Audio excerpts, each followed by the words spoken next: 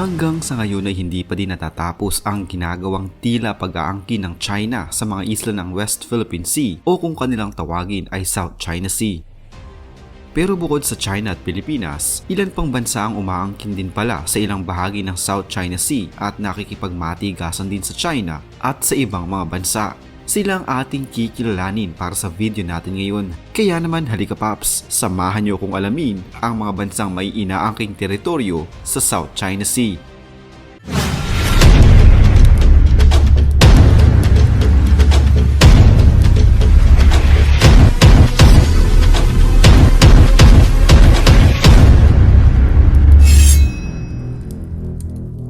Isang paalala, ang video na ito ay ayon lamang sa aking sariling pananaliksik. Hindi ko nais na pilitin ang sino man na maniwala sa videong inyong matutunghayan. Kung hindi kayo kumbinsido sa mga impormasyon at taliwas ang inyong paniniwala sa kaalamang aking ilalahad, maaari kayong gumawa ng sarili ninyong pagsisiyasat para sa inyong kakontentuhan. Ang videong ito ay gabay lamang sa mas malalim na kaalaman at pag-intindi at hindi gawa ng isang profesional. Naniniwala ako na malaya tayong magbigay ng opinyon at suhestyon bilang malayang mamamayan ng Pilipinas. Maraming salamat po. Una ay ang Vietnam. Ang South China Sea ay may tuturing na lifeline ng Vietnam. Maraming mga digmaan ang pinagdaanan na sa pagitan ng China at Vietnam at marami ng mga buhay ang nawala ng dahil lamang sa nasabing lugar. Tulad ng China, inaangkin din ng Vietnam ang Spratly at Paracel Island. Ang relasyon sa pagitan ng dalawang bansang ito ay naging maaksyon noong mga naunang dekada. Sa katunayan, taong 1974, noong inagaw ng China ang Paracel Island sa Vietnam, nasa 70 Vietnamese ang namatay. Taong 1988, muli na namang nagpang-abot ang dalawang bansa na ikinamatay naman ng hindi bababa sa 60 manlalayat. Ang land border sa pagitan ng dalawang bansang ito ay matagal na nilang naayos kung pag-uusapan, pero pagdating sa kanilang nasasakupan sa karagatan ay parehong komplikado sa mga bansang ito. Sa ngayon, maraming mga nag-overlap sa karagatan na nasasakupan ng Vietnam, Malaysia at Pilipinas kasama na rin ang China. Naging bahagi ang Vietnam ng ASEAN sa halos 20 taon mula nang ito ay maitatag at isang bansang ito sa masasabi nating mas nagpatibay sa institusyon. Maliit lamang na parte ng South China Sea ang inaari ng Vietnam, hindi kagaya ng China na halos buong South China Sea ay gusto nilang angkinin. Ayon sa gobyerno ng Vietnam, ang kanilang inaangking teritoryo ay bahagi ng kanilang EEZ o Exclusive Economic Zone. Subalit ang nais na angkinin ng Vietnam ay mas malaki kumpara sa kung ano lamang ang nasasaad sa UNCLOS. Sinubukan ding dalhin ito ng Vietnam sa international arbitration noong taong 2013, subalit hinarang sila ng bansang China at hindi ito natuloy. Sa ngayon ay mas naging agresibo ang bansang ito sa pagpapalakas ng kanilang hukbong sandatahang lakas, lalo na sa kanilang navy. Pangalawa ay ang Pilipinas. Hindi din kagaya ng China, maliit lamang na bahagi ng South China Sea ang inaangkin ng Pilipinas. Ang Pilipinas ay ang pinakaunang bansa na ASEAN na naging apektado sa military expansion ng China sa South China Sea. Malinaw ng bahagi ng Exclusive Economic Zone o EEZ ng Pilipinas ang Mischief Reef, Second Thomas Shoal o Ayungin Shoal at ang Reed Bank o Recto Bank. Ito ay matapos sabihin ng tribunal na low tide elevation lamang ang mga ito na nasa loob ng 200 nautical miles ng karagatan mula sa baybayin ng Pilipinas. Ibig sabihin, eksklusibong may karapatan ng Pilipinas sa mga likas na yaman sa bahaging ito ng dagat. Ang problema, may mga estrukturang Chino na sa isinagawang malawakang reclamation sa Mischief Reef. Sa kabila ng naging desisyon na Pilipinas ang nanalo ng International Tribunal tungkol sa pag-aagawan ng mga teritoryo sa West Philippine Sea, tila hindi pa din tapos ang China sa kanilang mga bala at talagang nais atang magkaroon ng bakbakan sa hinaharap. Bakit nga ba ayaw kilalanin ng China ang naging desisyon ng PCA o Permanent Court of Arbitration? Ano nga bang hawak nilang ebidensya o mapa na nagpapatunay na sila nga ang may-ari ng pinag-aagawang teritoryo sa West Philippine Sea? Maritime rights at hindi soberanya ang dinesisyonan ng tribunal. Ibig sabihin, tuloy pa rin ang pagtatalo sa teritoryo sa West Philippine Sea. Paliwanag ni Justice Carpio, kabilang sa maritime rights ang karapatan sa mga likas na yaman sa West Philippine Sea. Inisa-isa naman ni Father Ranillo Aquino, dekano ng San Beda School of Law, ang kabilang sa maritime zones natin. Una ay ang territorial sea na nasa 12 nautical miles mula sa baybayin. Ikalawa ang contiguous zone na nasa 24 nautical miles mula sa baybayin. At ang exclusive economic zone na nasa loob ng 200 nautical miles mula sa baybayin. Partikular aniyang hiniling ng Pilipinas sa tribunal na pagtibayin ang karapatan ng mga Pinoy na makinabang sa likas na yaman sa EEZ na inaangkin ng China sa West Philippine Sea. Kung gusto umano ng Pilipinas igit ang soberanya sa isang teritoryo sa West Philippine Sea, hindi sa PCA kundi sa International Court of Justice ito dapat idulog.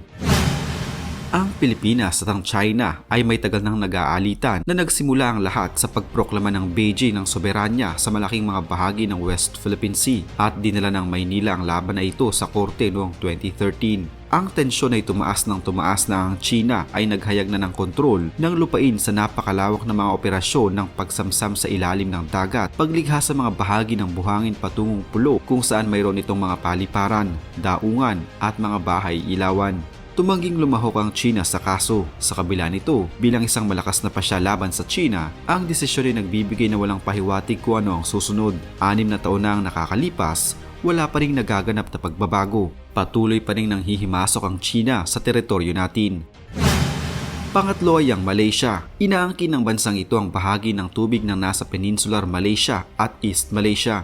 Subalit hindi gaanong nagiging agresibo ang bansang ito sa pagkontra sa China dahil napag-alaman noong taong 2020 na 22.69% ng populasyon ng Malaysia ay pawang mga Chinese. Malaki din ang impluwensya ng China sa ekonomiya ng Malaysia. Inaangkin din ng bansang ito ang ilang bahagi ng Spratly Island na bahagi umano ng kanilang EEZ o Exclusive Economic Zone. Pinagpipilitan nila na bahagi ito ng kanilang teritoryo. Pang-apat ay ang Brunei. Tulad din ng Malaysia, ang Brunei hindi kaanong nakikipagkomprontasyon sa China pagdating sa agawan ng teritoryo sa South China Sea. Kahit na ang 9-dash line ng China ay halos sakop na ang ilang bahagi ng katubigan ng Borneo. Para sa bansang ito, mas mahalagang pangalagaan ang relasyon nila sa bansang China, lalo na at malaki ang nagiging tulong nito para sa kanilang ekonomiya. Ang tanging inaangkin ng Brunei na dapat umano sa kanila ay ang Louisa Reef na kahit na hindi pa din sigurado ang ilan kung isa lamang itong bato o isang isla.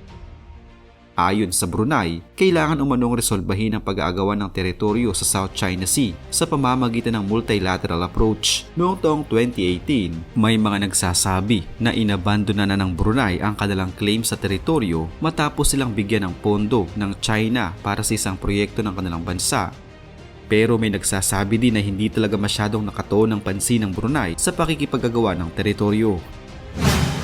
Panglima ay ang China na inaangkin ang buong South China Sea. Ginawa ng China ang sikat na mapang ito ngayon noong taong 1947. Sa orihinal na mapang ito makikita ang 11-dash line na mula sa Gulf of Tonkin patungong Paracel, Spratly Island at halos sakop din ito ang bansang Taiwan.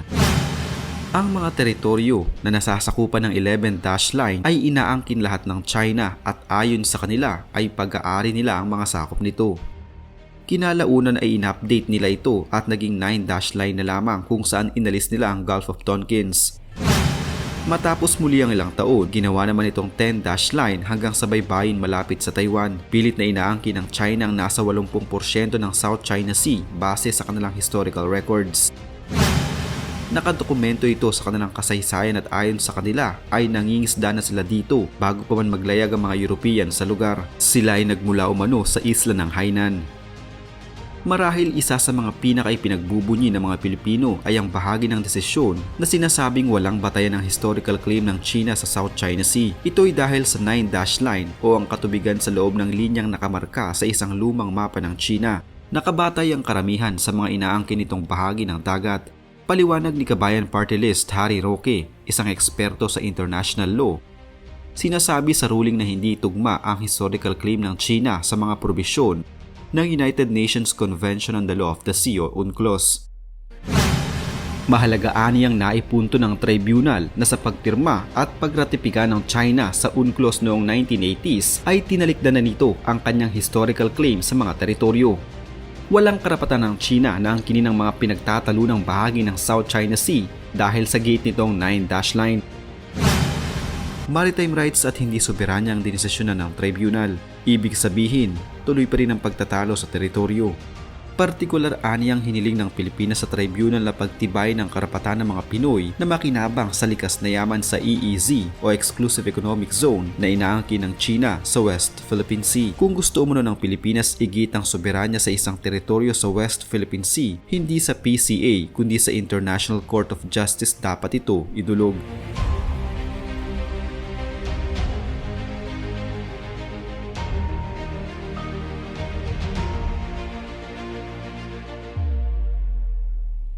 Isa na namang kwento ng pagbabalik tanaw sa kasaysayan ang naitampok natin ngayon. Huwag kalimutang i-like ang video ito at mag-iwan ng komento sa ibaba ng mga nais nyo pang malamang kwentong kasaysayan sa Pilipinas. Mag-subscribe na din para lagi kayong updated sa mga pinakabagong video dito sa Kasaysayan Pinoy. Magandang araw po at mabuhay ang bansang Pilipinas!